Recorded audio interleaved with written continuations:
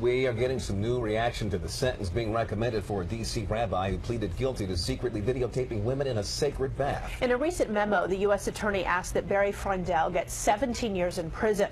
But 7 on your side, I-Team investigator Josie Sturman has learned there's also new punishment in some other high-profile voyeurism cases.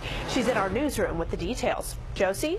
Well, Allison, a judge will get to decide on that recommendation when Rabbi Freundel goes to sentencing this Friday. But a prominent Montgomery County attorney involved in another hidden camera case has already been handed a tough punishment. He's been disbarred. This goes a long way to serving justice. For women claiming they were secretly videotaped by Rabbi Barry Freundel, D.C. Attorney Joe Camerata says a newly released sentencing recommendation is a good start.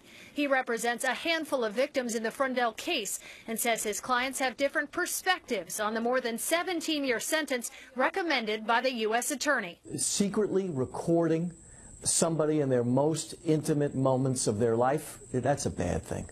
And people who do that are just sick, and they need to be held accountable, both criminally and civilly.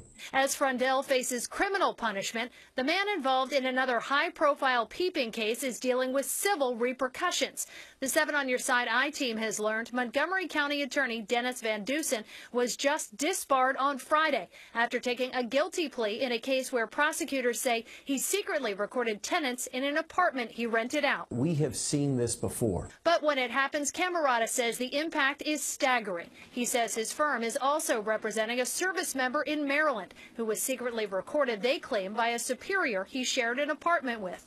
That case, he said, is being investigated by the military and the state. For the victims of that depraved conduct, there needs to be harsh, severe penalties.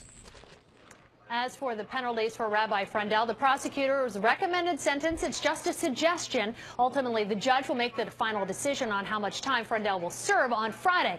As for Dennis Van Dusen, his attorney confirmed he was disbarred. Van Dusen himself did not return our calls and messages for comment. Josie Sturman, ABC 7 News.